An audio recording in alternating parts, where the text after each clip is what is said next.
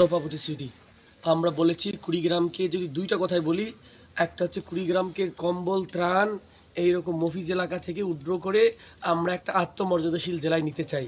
আত্মমর্যাদাশীল জেলা মানে হচ্ছে অন্য অন্য জেলা যে সম্মান পায়, আমার জেলায় যখন সরকারি কোনো ধরনের প্রজেক্ট নেওয়া হবে তখন যেন সেই সম্মানের সহিত প্রজেক্টগুলো নেওয়া হয়। 2 নম্বর হচ্ছে আমাদের এখানে প্রায় 70% লোকে বেকার আর হচ্ছে গিয়ে আপনার কৃষক হিসাবে কাজ করে খায়। এই জায়গাটাকে উন্নতি করে আমাদের কর্মসংস্থানের ব্যাপারটাই হচ্ছে আমাদের 2 নম্বর প্রায়োরিটি। এটাকে আমরা বলি কর্মমুখর কুড়িগ্রাম, মানে কুড়িগ্রামকে কর্মের মধ্যে রাখা। এটা নারী হোক, পুরুষ হোক, যুবক হোক, সবাইকে কিভাবে এনগেজ করা যায় সেই দুইটা হচ্ছে আমাদের লক্ষ্য।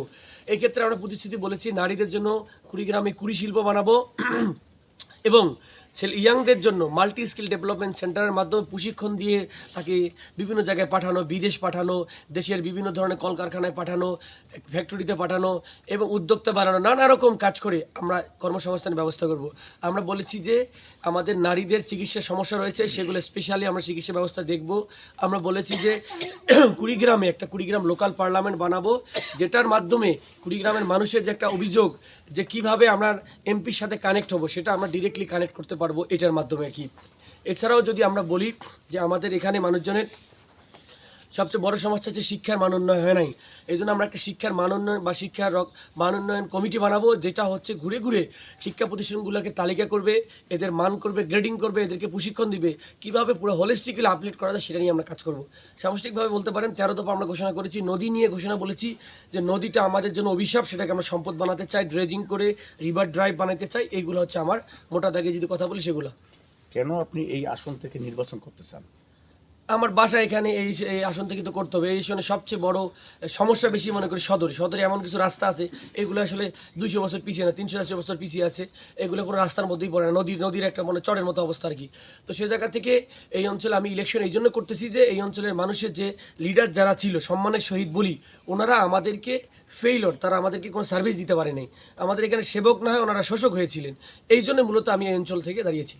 আচ্ছা, এর আগে কি আপনি সামাজিক ও রাজনৈতিক কাজে যুক্ত ছিলেন? আমি তো অনেক ছোট থেকে, আমাদের ফ্যামিলি হচ্ছে সামাজিক ফ্যামিলি। আমরা মানুষকে সারা জীবন দিয়ে আসছি, আমার দাদারা দিয়ে আসছে, আমার বাপরা দিয়ে আসছে, আমরা দিয়ে আসছি। আমার সামাজিক সংগঠন অনেকগুলোর সাথে আমি জড়িত, আমি এনজিও করি, আমার অনেকগুলো প্রতিষ্ঠান রয়েছে। হৃদয়ে কুড়িগ্রাম দিয়ে আমরা কাজ শুরু করি 2012 সাল থেকে। এর আগে বিভিন্ন প্রতিষ্ঠানকে কুড়িগ্রামে আমরা নিয়ে এসে কাজ করেছি।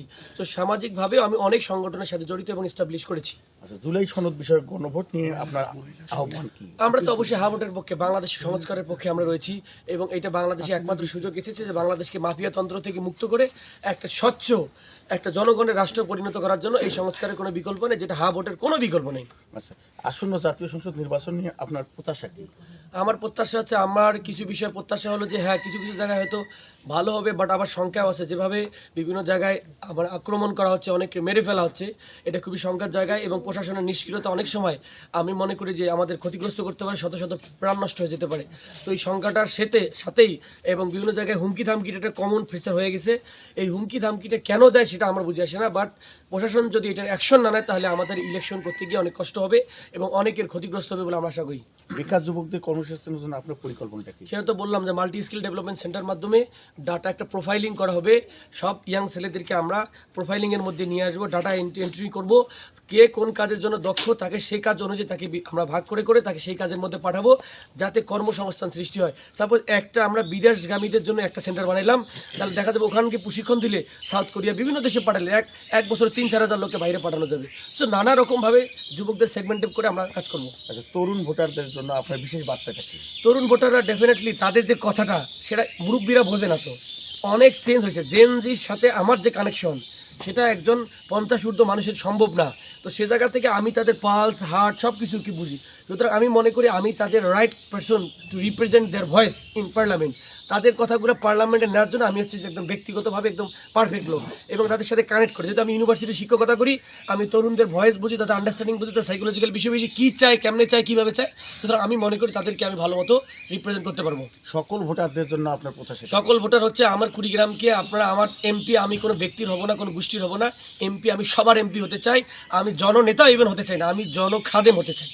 ধন্যবাদ আপনাকে, আমাদের আলোকিত রাজারহাটের পক্ষ থেকে আপনাকে ধন্যবাদ আলোকিত রাজারহাটকে আমাকে সুযোগ করে কথা বলা দেওয়ার জন্য। আসসালামু আলাইকুম।